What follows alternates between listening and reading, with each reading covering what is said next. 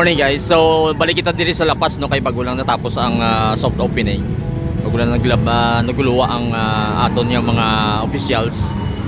So medyo ma-traffic pa kay ari ang iban yung mga ano sang tribe kay na nga nag-perform, so nag-photo kita dito.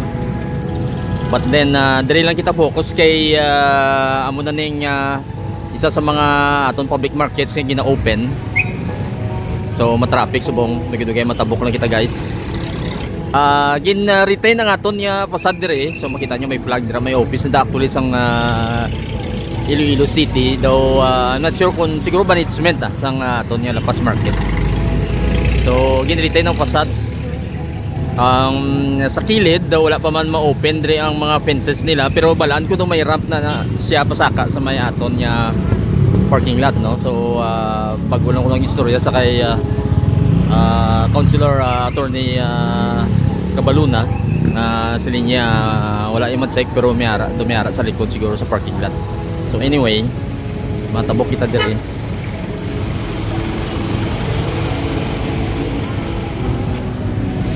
Para makita nyo guys ang ilang setup diri. So identical sa mga aton yung mga entrance sa ginobra no.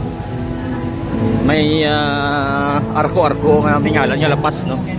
So kung makita nyo dira kumuna siya, medyo may music kita dira, di tanaw talan ni karo kung maka-copyright, so i-cut lang naton kung magtunog gid sa bala, pero ari ang entrance diri subong.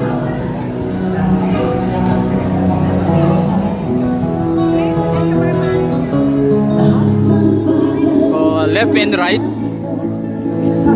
muna. Ari ang ramp, check lang nato nanay.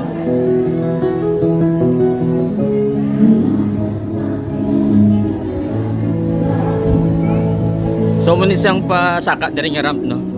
Wala pa man sa matapos, pero muna nang itsura niya subong. So pakadto siya sa likod sa daw second floor guro.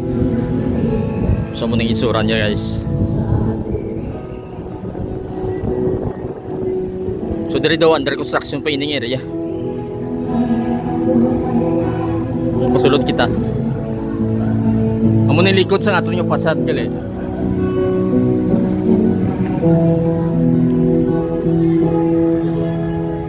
May mga stalls diri yung may roll up, roll down no. Kung makita ninyo diri sa sagwa, may CCTV dito para guro sa entrance.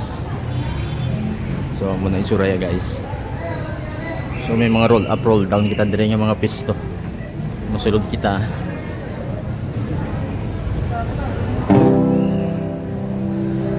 So diri ang the hallway no. Do dire ang so ini ang iyang the welcome tarp dire. Ground level, second level kung ano mga assignments no. As usual similar no. May mga wet market sa talo, dry market sa babaw. So may nagatukar dire. Live gali ini. So muna niya view sa aton niya atop para may lighting or sunlight yung masulod.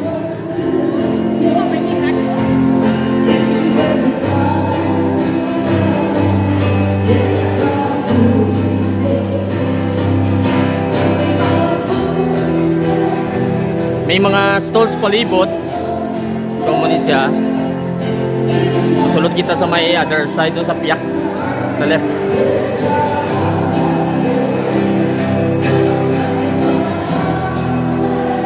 May gamay pa nga mga yulo video yapok gamay. Siyempre bago pa lang open. Ari gali isa di ka daw similar sa araw nato no. Do may cage type no nga mga enclosure day para sa mga pisto may suga sa babaw. Then may mga saksakan sa likod. Roll up, roll down ang design no. Dito may mga benches, dito may mga lamisa. So siguro public ni nga kalanan. Pwede ka diri katambay no. May lapo sa piyak, check lang anay naton. Diri bila guys sa may JD nga side.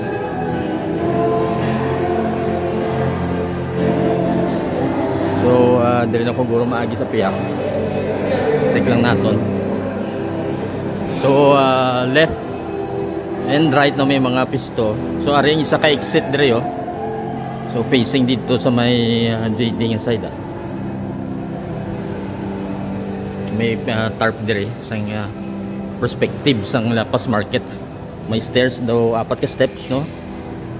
So makita niyo dire 4 ka steps guys. Then may hagdan pa sa babaw no. Check lang nato na dugay-dugay. So aring view dire no. Amo ning itsura dire.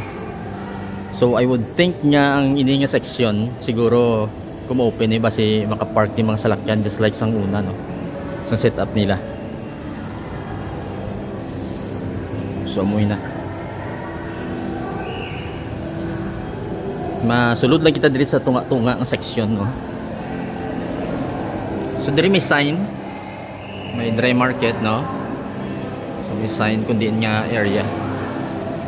So mga rice, mga grains no, fruits, vegetables, eggs and fish.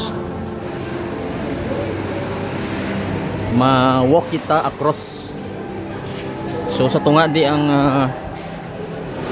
siguro wet market ini.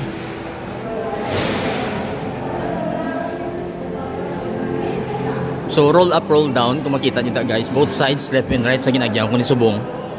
Then may mga number sa babaw. So, fish and frozen section. Kung makita nyo ang sign. Amo na siya. Hindi may alagyan dito sa tunga. Wala ko kabalo ko na rin. Siguro, the hallway lang ang type, no? So, nakabutang wet market, no? Check ta lang diri ang ilang set up din no. So makita nyo medyo lapad ini yung section, may saksakan dito. And then dire malibot kita. May lababo no, kag may bulutangan sa ilang baligya. So amo ni. So nami man ang lababo no. Stainless no. Similar man dito sa may haro no. So ang set up pulo parehas. Basta dito sa piyak. And all over sa ining area. So mo nang itsura diri guys.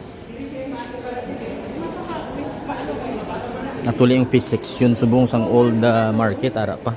So base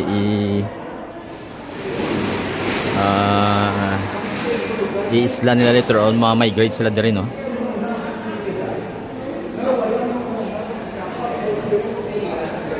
So makanto kita diri, try kita maagi dito sa agdang nga nakita ta guys. Kung ano ang lusot kito bala. Sa tunga abi may music pa. So ma-copyright naman kita karon.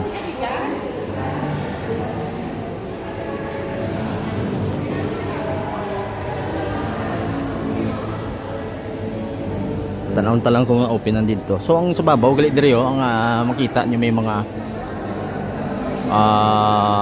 water pipes no para sa fire no. May mga lightings kita diri. Suspended ang mga suga.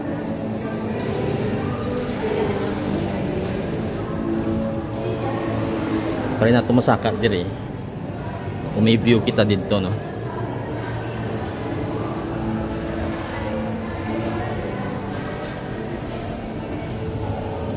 So medyo mas taas ini yung step. May first landing kay Andre o second landing. So diri mayabok pa. So diri sirado pang tunga. Sirado pa no. Anyway, amo na ding view diri. So basically sa piyak na side umamo man eh.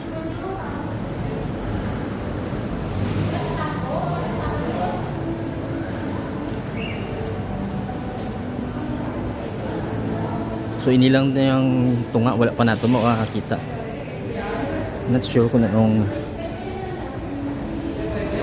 alagyan dire. Pero daw may lusot sa balcony ano. Wala pa siya matapos pero may mga pisto man dire guys. Roll up, roll down. So views ang Rizal no. Makita nyo dira.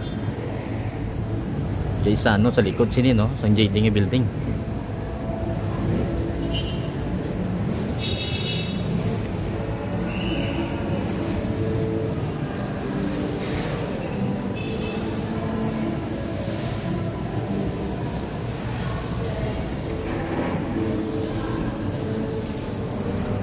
Balik lang kita kadali sa tunga no. So ikat lang ang ambient sound tungod sa music. So dire lang kita ma-end. So may video lang kita nga sa pulupunta. Pero may sign dyan gali dire nga Batsuyan. So siguro ang ground floor,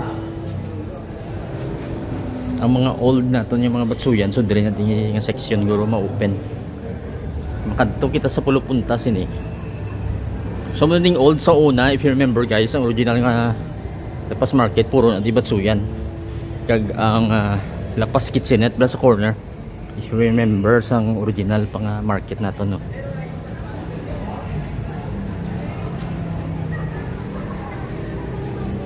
So mabalik na kita pa exit.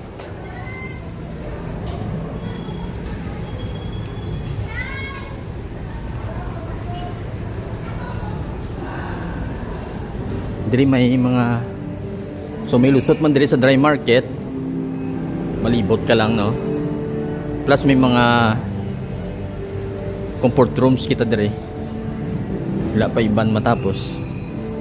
Diri ang female to kay na ini-mail guys, so wala pa man sa gid matapos.